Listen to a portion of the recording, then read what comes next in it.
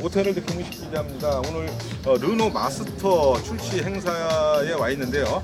르노 마스터는 일단 국내 그 상용밴, 그러니까 1톤이나 또 1.5톤 이렇게 작은 화물 트럭 시장의 어떤 새로운 선택지가 될 것으로 기대를 모으고 있는 모델입니다. 국내에는 이 두 종이 들어왔습니다. 라지 사이즈하고 스몰 사이즈 이렇게 두 종류가 들어왔는데요. 여러 가지 면에서 기존에 그 어떤 뭐 솔직히 얘기하면 현대자동차의 포터, 기아차, 봉고 이렇게 또 이 제한적으로 선택이 가능했던 이 소형 밴 시장에서 르노 마스터가 어떤 새로운 어떤 대안이 될 수 있을 것으로 그렇게 기대를 모으고 있습니다. 가격이 2,900만 원 그리고 3,100만 원대로 출시가 됐는데요. 르노는 앞으로 시장 추이를 보고 이 전기차 모델도 출시를 하고 또 사륜구동이라든가 여러 가지 형태 다양한 어떤 그런 마스터의 변형 모델들을 계속해서 들여올 예정이라고 합니다. 우선 외관부터 시작해서 실내까지 한번 천천히 훑어보도록 하겠습니다. 예, 마스터는 르노 엠블럼을 달았죠. 그러니까 국내에서 조립이 된 게 아니고 해외에서 완전히 조립인 상태에서 이렇게 들여오고 있는 겁니다. 그러니까 수입차라고 봐도 되겠죠. 이게 세미 보넷이죠. 이 앞부분이 후드가 이 엔진 후드가 이렇게 돌출이 되어 있기 때문에 이 충돌 안정성에서 기존에 어떤 그 국내에 많이 돌아다니고 있는 1톤 화물차보다는 충돌 안정성 면에서 조금 유리한 측면이 있고요. 좀 인상적인 것이 굉장히 다양한 안전 사양을 갖추고 있다는 겁니다. 이 국내 소형밴 시장에서는 볼 수 없는 그런 어떤 여러 가지 첨단 안전 사양들이 갖춰져 있는데요. 뭐 차선 이탈 경고라든가 또 사각지대 감지 시스템, 예, 뭐 ESC, 뭐 여러 가지 이 첨단 안전 사양들이 적용이 돼 있습니다. 뭐 차량 가격이 2,900만 원, 3,100만 원대니까 이 포터나 봉고에 비하면 조금 차량 가격이 비싸기는 한데요. 그런 차들 출시해서 이 탑을 씌우게 되면 가격이 또 엇비슷해지거든요. 이 차는 기본적으로 이 탑이 씌워져 있으니까 그런 가격까지, 그러니까 나중에 어떤 특장 비용까지 감안을 하게 되면 가격이 조금 엇비슷해지는 그런 측면도 있습니다. 이 실내에서 가장 돋보이는 거는 수납 공간입니다. 뭐 15개나 된다고 하는데요.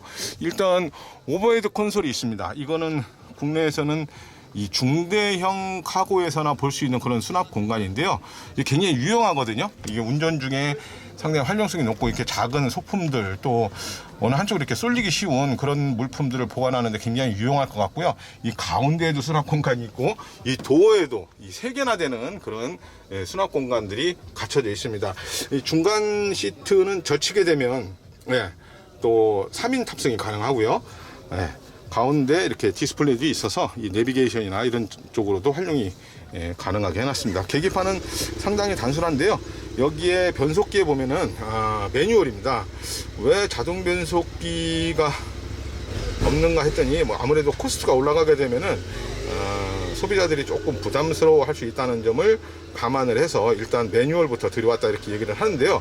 여기에 그 ISG가 장착이 되어 있습니다. 그러니까 시동을 이렇게 정지했을 때 시동을 자동으로 껐다가 출발을 하면 켜지게 되는 그런 시스템인데요. 이 차는 조금 독특하다고 합니다. 그러니까 뭐 보통 매뉴얼 변속기가 이 시동을 꺼트리는 일이 많은데 ISG가 기본적으로 장착이 되어 있기 때문에 중립이 되면은 시동이 꺼지고 다시 기어 변속을 하면 시동이 켜지기 때문에 중간에 시동을 꺼트리는 그런 일은, 변속을 하는 과정에서 시동을 꺼트리는 일은 없다고 얘기를 합니다. 이 계기판을 통해서 또 적절한 어떤 그 변속 시점을 알려주는 그런 기능도 포함이 되어 있습니다. 일단 시트는 패블릭이죠. 가죽 소재가 아니고 일반 그 직물 타입으로 되어 있는데요. 뭐 이런 게 장단점이 있죠. 근데 여름철에는 조금 이렇게 너무 달궈지지 않을까 그런 생각도 들기는 하는데 이 엔진이 앞쪽으로 나와 있기 때문에 뭐 크게 문제가 되지는 않을 것 같습니다. 그리고 이 화물칸하고 이렇게 스틸로 격벽을 대놨습니다. 그러니까 뒤에서 뭐 화물이 쏠린다든가 이러면서 나타날 수 있는 그런 어떤 안전 문제 같은 것도 고려를 해놨고요. 이거 완전히 세네요. 세. 철판으로 이렇게 대놨습니다. 사이드 스텝이 이렇게 있고요. 밑에 매트는 고무 재질로 이렇게 해놨습니다.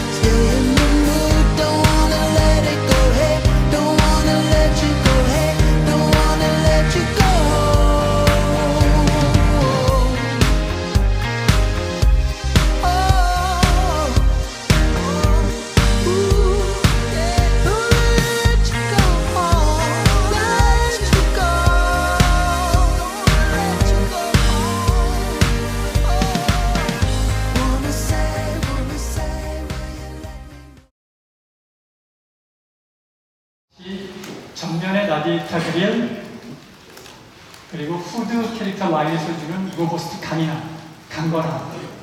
뭐 그 어떤 차의 디자인 스타일링보다도 우수한 스타일링을 하고 있다라고 말씀드리고 싶습니다.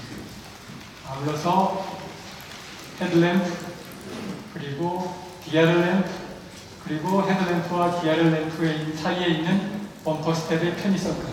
차체가 높기 때문에 윈드실드 글래스를 닦을 때에 아무리 스텝이 필요하겠죠. 나이스한 디자인을 뽑아냈다고 생각합니다. 측면부를 보겠습니다.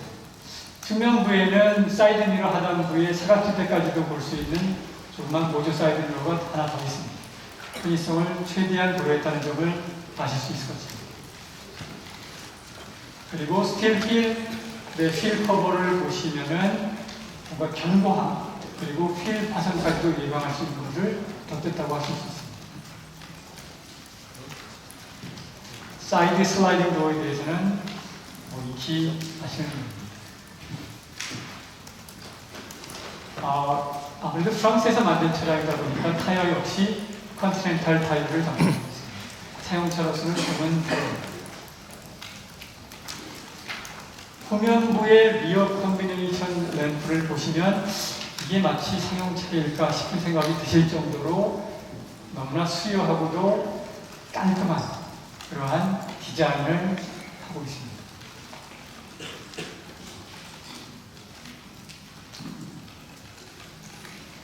리어 트윈 스윙 도어는 S 같은 경우에는 180도 개방이 됩니다. 그리고 L 버전 같은 경우에는 270도까지도 개방이 됩니다. 자, 다음은 실내로 넘어가겠습니다. 실내의 그 인테리어 대시보드 쪽과 칵핏 쪽의 디자인을 보시는 순간 뭔가 눈이 환해지지 않으십니까? 편안해 보입니다. 다릅니다. 그리고 실질적으로 세 사람이 탑승해도 여유롭고 편안한 공간을 제공하고 있습니다. 15곳입니다. 무려 15곳. 컵홀더가 몇 개 있는지 제가 지금 기억이 자주 나지 않습니다. 그리고 컵홀더의 사이즈가 국내 사이즈하고는 비교되지 않습니다. 반면 경쟁사는 5곳, 8곳. 오버헤드에 있는 콘솔 수납칸까지, 저 경우는 국내 다른 경쟁차 같은 경우에는 대형 차에서나 반영하고 있는 수납칸입니다. 조수석의 시트백 테이블 활용도까지. 다음은 파워트레인으로 넘어가겠습니다. 최신 르노 닛산 얼라이언스의 트윈 터보 디젤 엔진 2.3L입니다. 경쟁사 2.5L, 3L 그에 비해 작은 엔진도 싶지만 출력이나 토크는 그렇지 않습니다.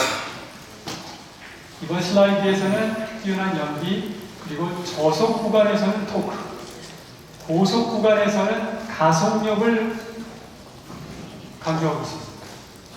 얼마나 뛰어난 엔진인지를 단적으로 나타내주는 슬라이드라고 할 수 있습니다.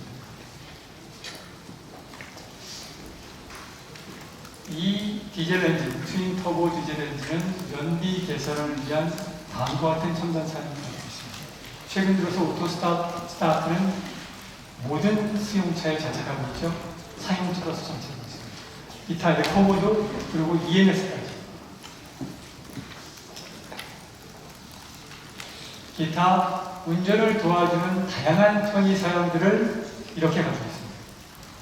이게 과연 상용차일까요? 승용차일까요? 그리고 왜 밸류가 3,100만 원일까요? 2,900만 원일까요?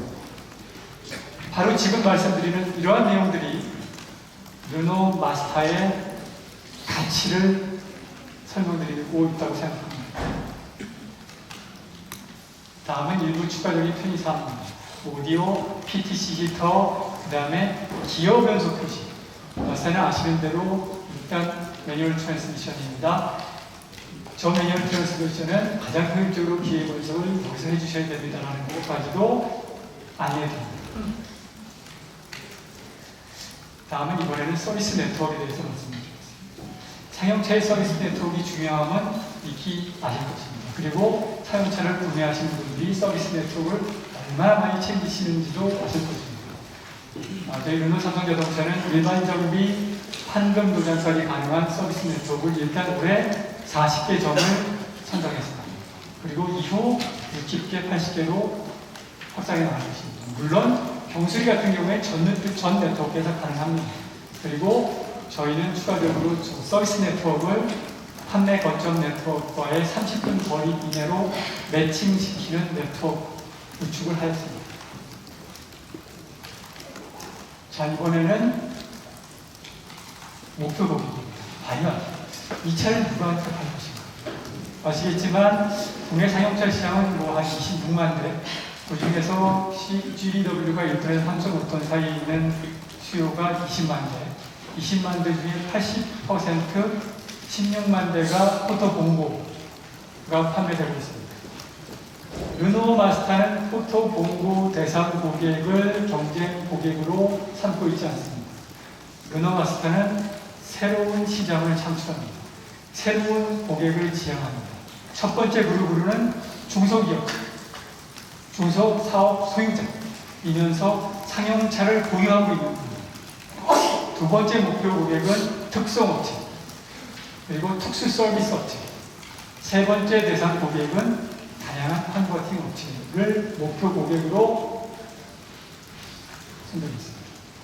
좀 더 자세히 알아보겠습니다. 규모가 있는 중소기업, 매출액은 200억입니다. 그러나 상용차를 세대에서 10대 정도 보유하고 있는 비즈니스 오너, 위치는 주로 공단에 나옵니다. 그리고 일정 매출액 규모의 개인 소유 생산 도소매 업체, 화해업자, 장례업자, 식당, 아주 많은 서비스업을 종사합니다. 아울러서 다양한 서비스 제공업체, 의료기기, 음향 장비, 대여설 업체. 예를 들면 오늘의 이 이벤트를 준비한 이 이벤트 업체도 르노 마스타의 대상 고객 중에 하나라고 생각합니다. 그리고 특수용도 차량 개조업체. 이러한 대상 고객들이 바로 르노 마스타의 효율성, 안전성, 그리고 품질의 내구성, 차별화된 이미지를 갖는 것입니다. 르노 마스타가 제공합니다. 바로 지금 이 슬라이드가 제가 설명드리고자 하는 마지막 슬라이드입니다. 이 시대가 요구하는 상용차, 다양한 이들을 충족시켜 줄 수 있는 차 밴, 그리고 밴의 선두주자 르노 마스타입니다. 르노 마스타가 시작합니다. 감사합니다.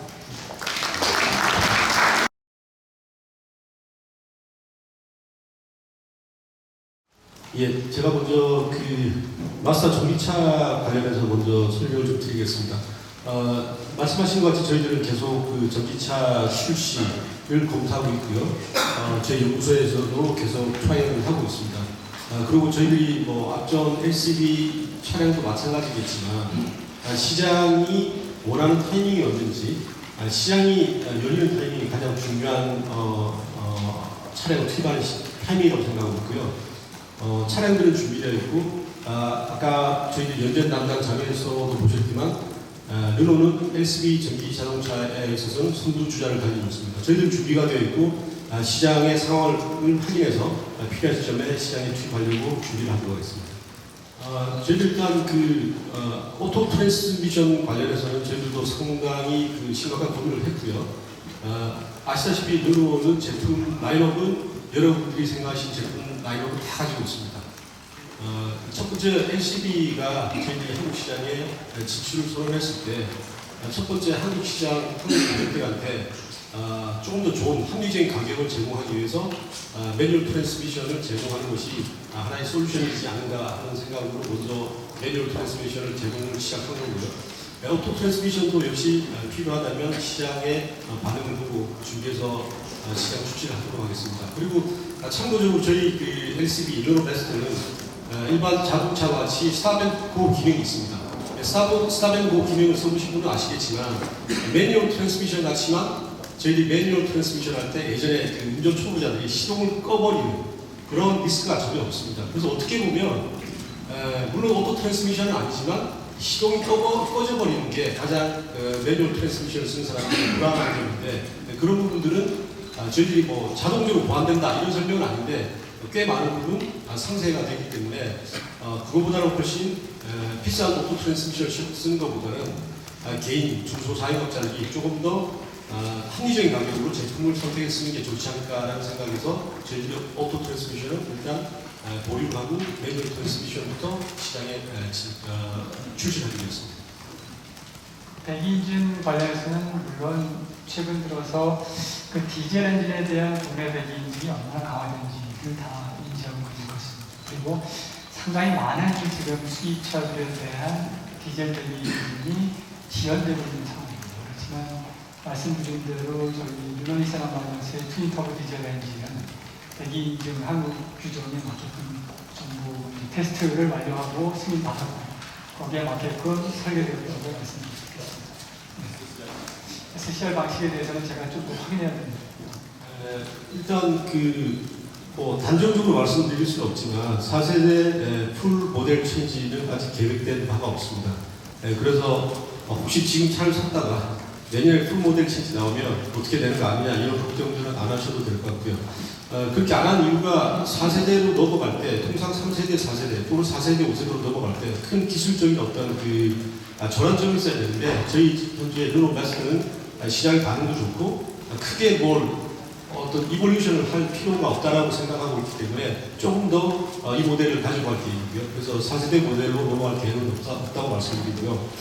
올해 저희들이 계획하고 있는 볼륨은 초기에 저희들이 뭐 몇 대를 하겠다라고 목표를 세운 건 없습니다. 일단 아까 우리 두 분 실무 임원들께서 말씀하신 것 같이 시장을 바꾸는 게 저희들 목적이고 고객들한테 새로운 선택지를 제공하는 게 목적이기 때문에 시장 반응을 보고 올해 물량, 내년도에 물량을 확정하자.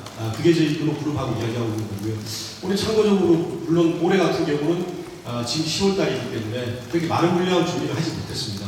연말에 물량이 이제 많이 몰렸을 경우에 이제 생산을 수행하기 좀 힘들고요. 그래서 올해는 현재 계획되고 있는 추세로 가면 일부 고객들에게 전체적인 제품을 다 공급하지 못할 만큼 인기가 있지 않겠느냐고 생각하고 있고요. 내년도는 올해 상황을 보고 연초에 새로 버젯을 잡으면서 좀 더 공격적으로 물량을 갈 것인지 아니면 고객들의 선택을 좀 더 기다리는 시간, 고객들이 이해하는 시간을 가질 것인지 저희들이 판단해서 물량을 조절하도록 하겠습니다.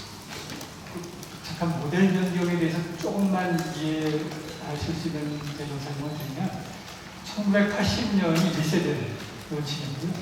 1997년도가 2세대로 치겠습니다. 17년 만이고 그 다음에 3세대가 2010년, 13년 만에 됐거든요. 그러니까 그런 점들을 한번 고려해 보시면 아직도 이제 다음 세대는 이제 좀 있습니다. 실제로 사용차는 승용차하고는 이제 세대 교체 시기가 좀 다르다고 이해하시면 될 것 같습니다.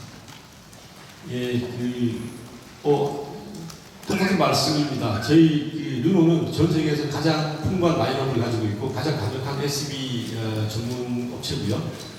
시장의 반응에 따라서 언제든지 투입할 준비는 항상 되어 있고요.